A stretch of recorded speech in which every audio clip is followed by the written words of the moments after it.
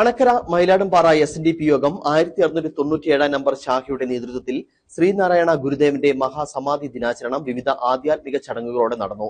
പ്രഭാഷകൻ ലെനിൻ പുളിക്കൽ സമാധി ദിന സന്ദേശം നൽകി. ശ്രീനാരായണ ഗുരുദേവന്റെ 98ാം മഹാസമാധി ദിനാചരണത്തിന്റെ ഭാഗമായി മയിലാടുംപാറ SNDP ശാഖായോഗത്തിന്റെയും പോഷക സംഘടനകളുടെയും നേതൃത്വത്തിൽ ഭക്തിനിർഭരമായ ചടങ്ങുകൾ നടന്നു. രാവിലെ ചെല്ലാർകോവിൽ ഗുരുദേവ മന്ദിരത്തിൽ ദീപാർപ്പണം, സമൂഹ പ്രാർത്ഥന എന്നിവയ്ക്ക് ശേഷം ലെനിൻ പുളിക്കൽ ഗുരുദേവ സ്മൃതി പ്രഭാഷണം നടത്തി. ഇരിക്കുന്ന കുഞ്ഞുങ്ങൾക്ക് 17 വയസ്സ് പ്രായമെത്തിയാൽ അനാഥരാണ്. ഇവരെ നിങ്ങൾക്ക് 17 വയസ്സ് വരെ കിട്ടുള്ളൂ. 17 എന്ന് പറയുമ്പോൾ +2 പ്രായം.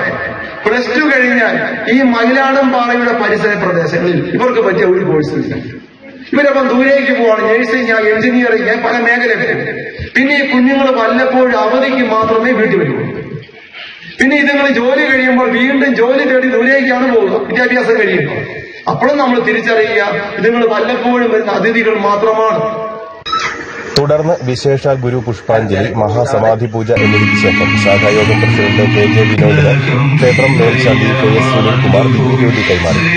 തിരുവനന്തപുരത്തിൽ നിന്നും ആരംഭിച്ച ശാന്തിയാത്ര മയിലാടുംപാറ ശ്രീ സുബ്രഹ്മണ്യസ്വാമി ക്ഷേത്രത്തിൽ എത്തി സമാപിച്ചു.